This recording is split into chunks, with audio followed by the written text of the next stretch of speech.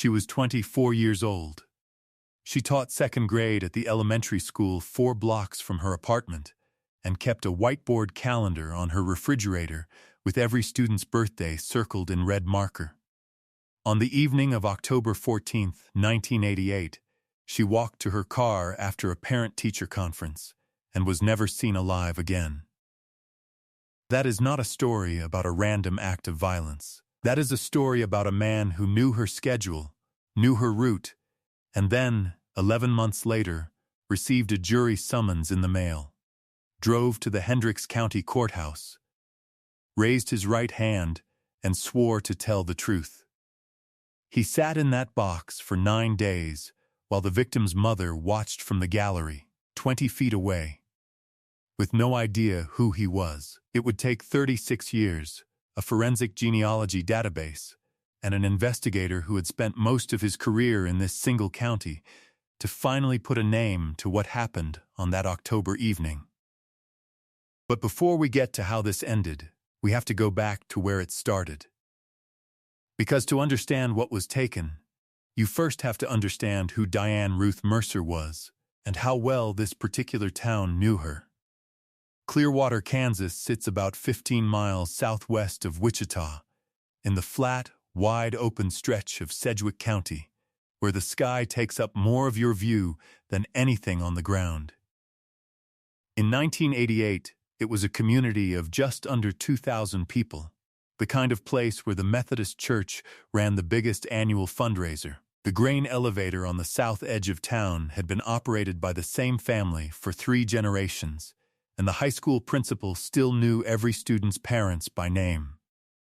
People left their cars unlocked in the school parking lot. The same 3 families had held most of the seats on the town council since 1952. If you grew up in Clearwater, you understood something about rootedness that people in cities have to work to find. Diane Mercer had come to Clearwater 3 years earlier, in the fall of 1985, when she took the second-grade teaching position at Clearwater Elementary after finishing her education degree at Wichita State. She was from Pratt, a small city 90 miles to the west, the youngest of 4 children of a pharmacist and a bank teller who had raised their family in a brick house on the same street for 26 years. She had sandy brown hair she wore, pulled back during the school day, and a habit of staying late on Fridays to rearrange the bulletin boards for the following week. She drove a 1985 Dodge Omni, the color of cream, with a Kansas Wildcat bumper sticker she had bought at a gas station and immediately regretted. Her second graders called her Miss Mercer. They made her cards at Valentine's Day that she kept in a shoebox under her desk, and at the end of the 1987 school year, the class had pooled their allowances and bought her a coffee mug with their handprints on it that she used every single morning. She coached the school spelling bee and ran an after-school reading group on Tuesday afternoons for students who needed extra time. Parents trusted her completely.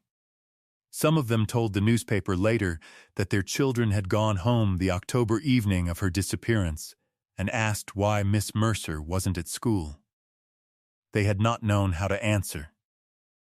Diane lived in a rented apartment on 3rd Street, a small 2-bedroom that she shared with her cat, a orange tabby named Walter, and more books than the shelving could hold. She had stacks on her nightstand, her kitchen table, the top of the radiator near the window.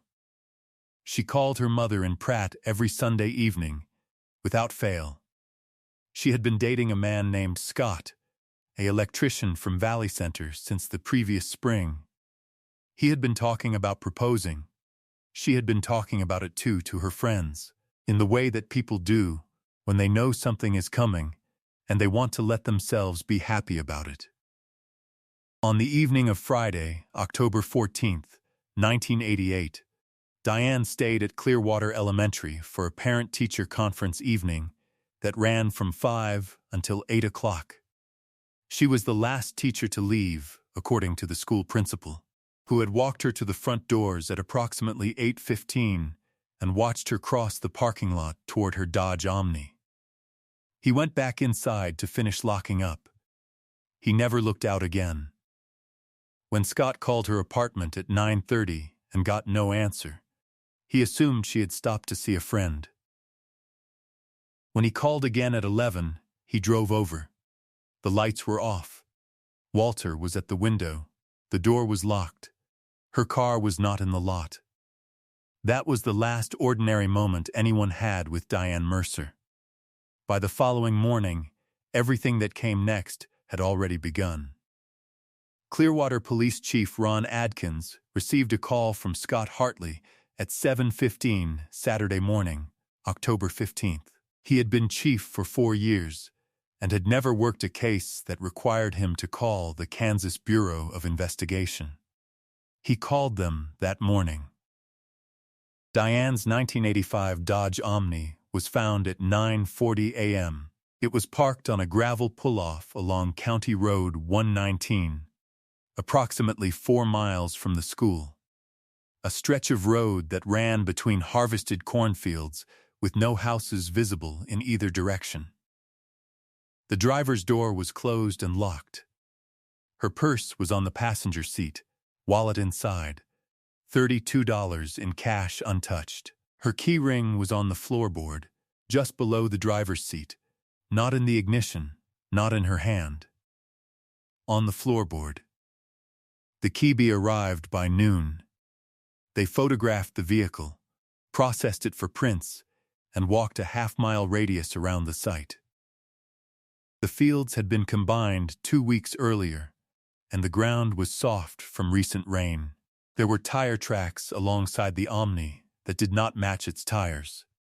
Whoever had been in that second vehicle had parked close enough to have helped someone into a car against their will, or appeared to be helping, in the dark, on a road where there was no one else to see. A search was organized for the following morning. 63 volunteers turned out at sunrise. They walked the fields, checked the creek beds to the south, covered every gravel road in a 3-mile perimeter. They found nothing. The search was extended on Monday. Still nothing. Diane's body was found 12 days later, on October 27, 1988, by a pheasant hunter working a stand of trees along the Neneska River, 8 miles south of the Omni's location. She had been there since close to the night she disappeared. The cause of death was determined to be manual strangulation. She had been 24 years old. Chief Adkins and KB Special Agent Marla Hendricks worked the case through November and into December. They interviewed everyone connected to Diane's life: co-workers, students' parents, neighbors, the people who had attended the parent-teacher conference on October 14th. One name kept surfacing in a particular way. Not as a suspect, not as someone who had done anything overtly wrong, but as someone people described, without being asked, as having been unusual in his attention toward Diane. His name was Dennis Paul Graber. He was 31 years old, a grain elevator operator who worked at Clearwater Co-op. He had grown up in the county. He attended the Methodist Church. He had coached a youth soccer team for 2 seasons. Several people remembered seeing him near the school at times that didn't connect to any obvious reason for being there.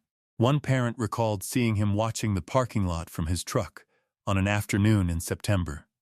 When asked about it at the time, she had decided she was imagining something that wasn't there. Agent Hendricks brought Graber in for an interview in January of 1989. He was cooperative. He expressed condolences. He said he had seen Miss Mercer at the co-op twice. She had come in once to ask about a donation for a school harvest festival, and that he had found her friendly.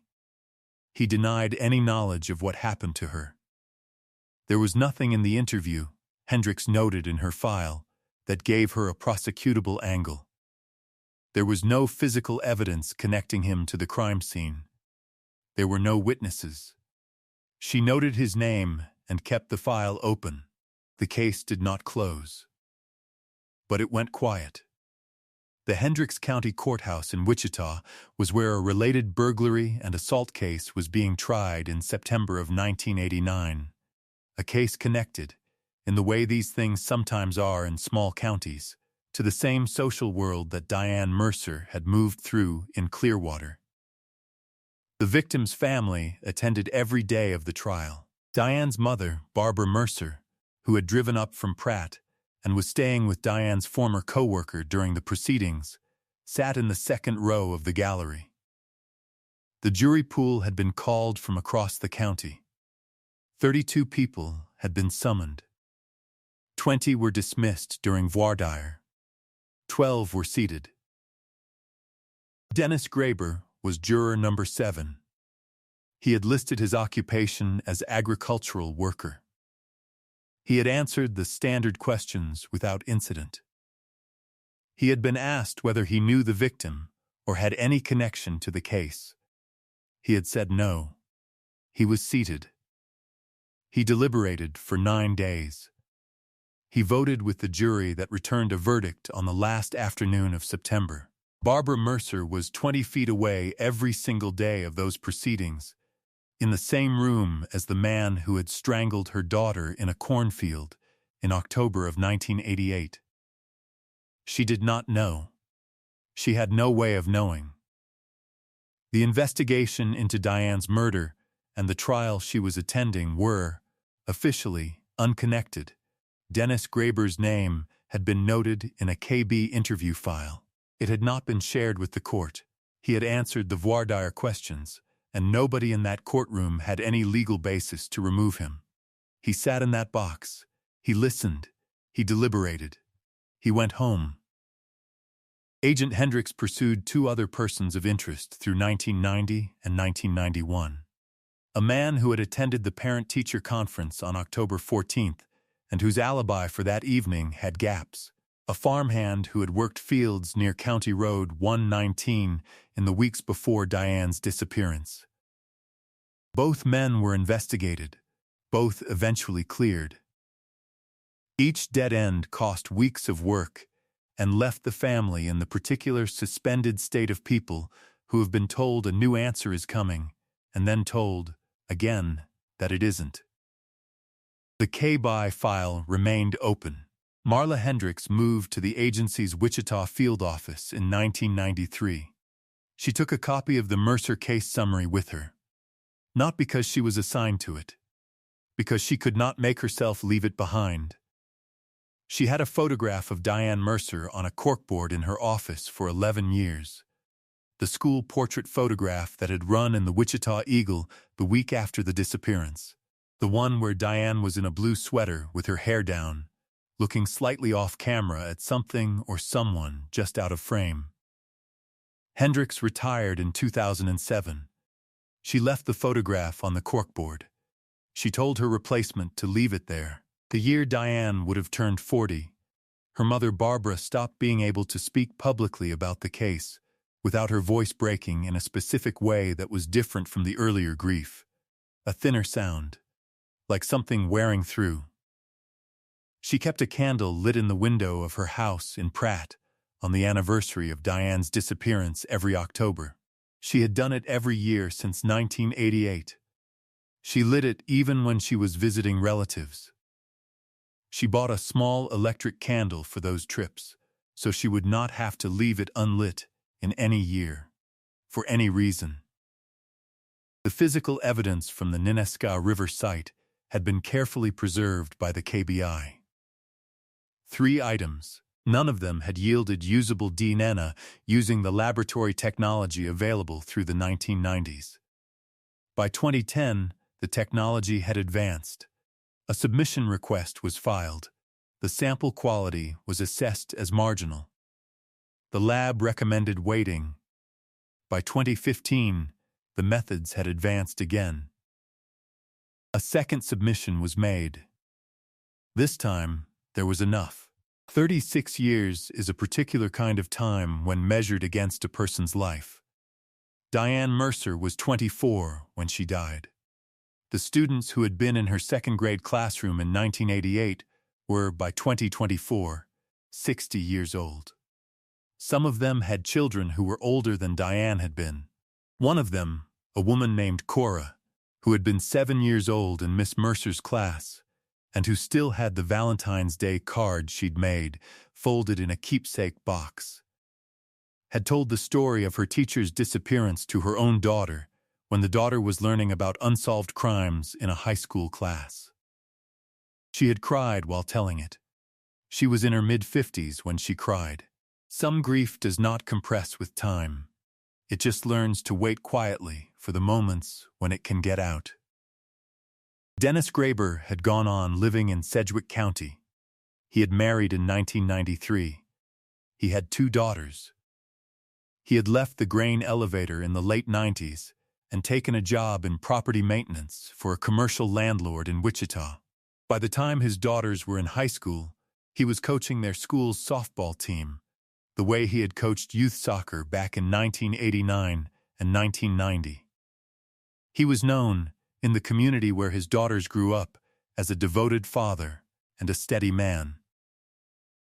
His wife of 30 years would later say to investigators that she had never once felt afraid of him, that she had never seen anything in him that made her wonder.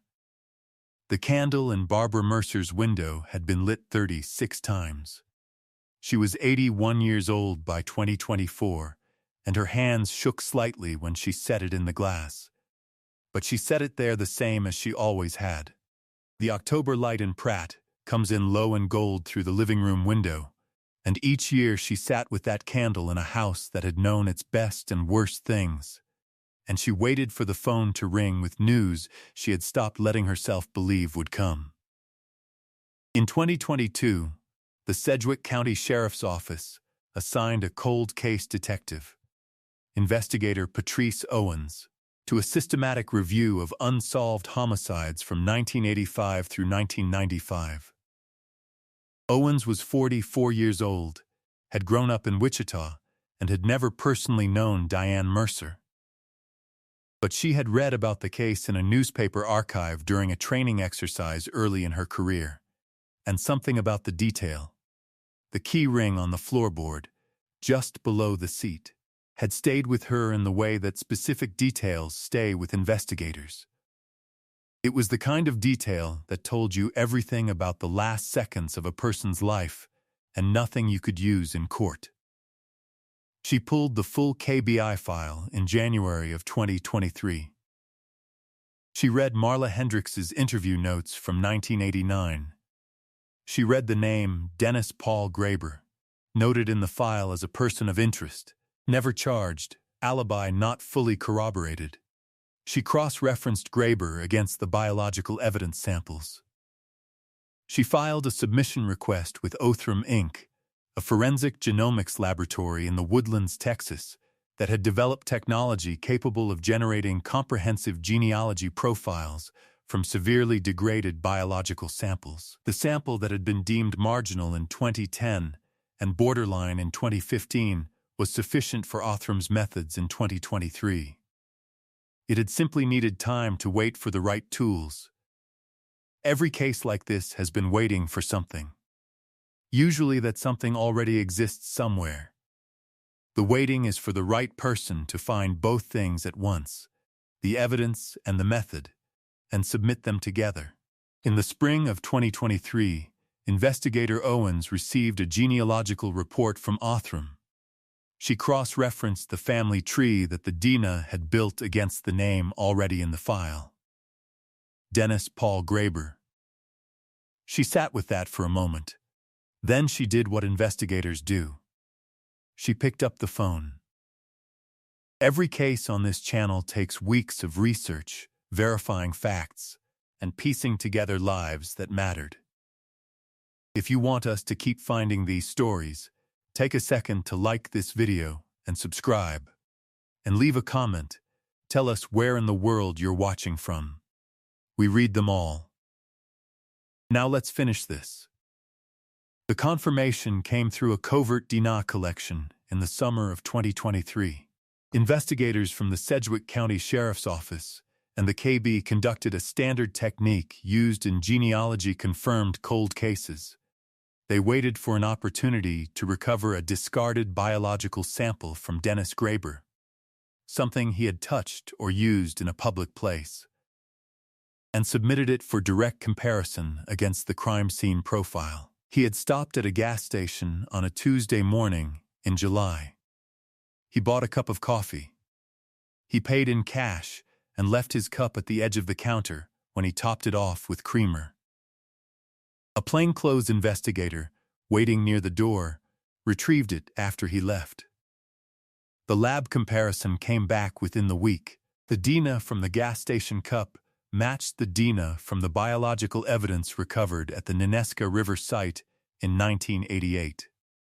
It matched. Not close. Not probable. Matched. Investigator Owens had been in law enforcement for 19 years. She had worked homicides, assaults, cold cases, child welfare cases. She had delivered verdicts and notifications and search warrants to people whose lives were about to change in one direction or another. She sat with the lab report for about 5 minutes before she called her supervisor. Then she called the KB. Then she called the Sedgwick County District Attorney's office. Then she pulled up the old jury record from the September 1989 trial at Hendricks County Courthouse. It took her 2 minutes to find Graber's name on the juror list. She stared at it for a long time. She thought about Barbara Mercer in the gallery. She thought about 9 days of deliberation. She thought about the voir dire question. Do you have any connection to this case or any related matter? And the hand that had gone up to be sworn in and then come back down. She thought about 36 years of a candle in a window in Pratt. Then she closed the file, drove to the Sedgwick County District Attorney's office in person, set the lab report on the desk, and said, "We have him." Dennis Paul Graber was arrested on the morning of September 11, 2023, at his home in Wichita. He was 66 years old. His wife's car was in the driveway. A bird feeder hung from the eave of the front porch, the kind with the yellow perches that you fill with sunflower seeds. Investigators from the sheriff's office and the KB knocked at 8:15. He answered the door in a gray sweatshirt and red glass still on his head. The way a man answers the door when he is not expecting anyone. He was handcuffed on the front step. He made no statement. The announcement from the Sedgwick County Sheriff's Office came later that afternoon. For the community that had known Graber, the neighbors, the church, the softball team parents, the 30 years of people who had known him as a quiet, steady presence in a particular corner of the south side of Wichita, the reaction was a specific kind of stunned silence that comes before anything else. His wife left the house that evening with a bag. She did not return. His daughters, both of whom were adults with children of their own, issued a short statement through an attorney saying they were devastated and had no knowledge of anything that had occurred. In Clearwater, and in the farming communities of Sedgwick County where Diane Mercer's name had never quite disappeared, the response was different. The principal who had walked Diane to the front doors on October 14, 1988, now in his 80s and living in a retirement community in Derby, told the Wichita Eagle that he had thought about that night every year, that he had replayed the moment of watching her cross the parking lot and going back inside 10,000 times. He said he was relieved and heartbroken in the same breath, and that he did not know how to hold both of those things. And then investigators told the public what the file already showed, that Dennis Paul Graber, the man now facing a first-degree murder charge for the killing of Diane Mercer in October of 1988, had been seated on a jury in Hendricks County in September of 1989. That he had sat in a courtroom for 9 days while Barbara Mercer attended the trial from the gallery. That he had answered the voir dire questions and been sworn in and deliberated and voted on a verdict while the victim's mother was 20 feet away. The public reaction to that detail was something beyond ordinary outrage. It was the particular horror of a person who has played a role in a system designed to produce justice, who has raised his hand, sworn an oath, accepted the civic responsibility of sitting in judgment, while carrying inside him the knowledge of an unrelated crime. The jury box is one of the places where ordinary people are asked to do the most serious thing a democracy asks of them.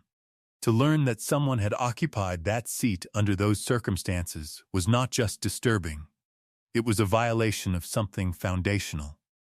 Barbara Mercer learned of the arrest from investigator Owens, who drove to Pratt personally to deliver the news. She was 81 years old and sitting in the same living room where she had lit the candle every October for 36 years. Owens said later that Barbara had not cried immediately. She had sat very still and looked out the window for a long moment. Then she had asked one question. Had he ever expressed any remorse? Owens told her honestly, not yet. Barbara nodded. She reached for the small electric candle that she kept on the table near the window, the one she used when she traveled. She turned it off. She said, "That's the first time I've turned it off in the daytime." Graber pleaded not guilty at his arraignment in October of 2023. He was held without bail. The case proceeded to trial in the Sedgwick County District Court. He was convicted of first-degree murder in June of 2024 on the strength of the DNA match. The circumstantial evidence from the original investigation and testimony from 3 witnesses who had seen him in proximity to Clearwater Elementary in the weeks before Diane's death. He was sentenced to life without the possibility of parole. He said nothing at sentencing. The judge asked if he wished to make a statement. He shook his head. The courtroom was full of people who had driven a long way to hear something that never came. Diane Mercer was 24 years old in October of 1988. She circled her students' birthdays in red marker. She kept every Valentine's Day card in a shoebox under her desk. She called her mother every Sunday evening, without fail, and was planning a life with a man who was going to ask her to marry him, and a cat named Walter who was going to sit at the window and wait for her to come home. She had stacks of books on every flat surface in her apartment, and a bumper sticker she'd bought on impulse and immediately regretted, and a classroom full of 7-year-olds who asked their parents why Miss Mercer wasn't at school on the morning of October 15th, 1988, and never entirely forgot what it felt like not to receive an answer. She deserved every year she didn't get. She deserved the proposal and the wedding and the Sunday phone calls and the whole long ordinary life that was taken from her on a dark road in a corn county in October. The man who took it sat in a jury box 11 months later while her mother was in the gallery. He went home that evening to a life he had kept intact by doing precisely what he had done in the evidence room and the interview room and the grain elevator and every other place he had been. Nothing. He had sat quietly and waited, and the world had moved around him, and it had taken a science that didn't exist when Diane died to reach back across 36 years and find him where he had been all along. What does it say about the design of justice that a man can pass a voir dire screening while carrying the knowledge of an unrelated murder, that the civic oath he took in that courtroom was performed with perfect procedural correctness by a man who had no right to be there? And for the families who have been sitting with unsolved cases for decades, while the technology to answer them grows more powerful every year, how do we think about what they are owed, and by whom, and when? There are currently an estimated 250,000 unsolved homicides in the United States from the period between 1960 and 2000. A significant number of them have preserved biological evidence. A fraction of those have been submitted for genealogical analysis. The gap between what exists and what has been submitted is not a technology problem. It is a resource and prioritization problem. Diane Mercer waited 36 years. Her mother lit a candle for 36 Octobers. Investigator Owens, when asked by a reporter what she would say to the families of other cold case victims, said this: "The evidence is still there. The science is ready. Someone just has to submit it." If you believe that truth is worth pursuing however long it takes, and this case is evidence that it is, subscribe so you don't miss the next one. Every case on this channel is a name that deserved to be spoken again. More are waiting in the description below. Thank you for being here.